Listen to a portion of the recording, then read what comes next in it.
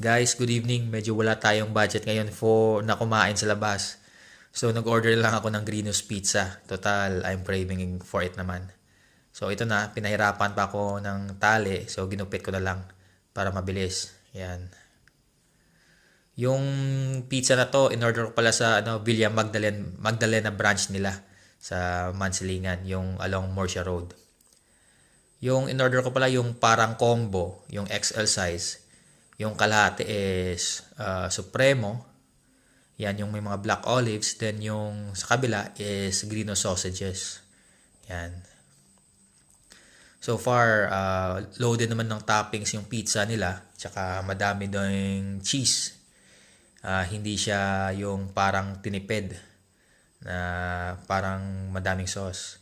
So ito na nga, tinikman ko yung Supremo. Masarap naman siya, tulad ng dati. Pero one thing I noticed, para wala siyang yung white onions na dati meron sila.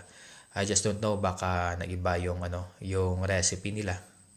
Pero masarap naman, masarap pa din so far. Yung Supremo. Tapos yung sa kabila is yung Green sausages. Yan.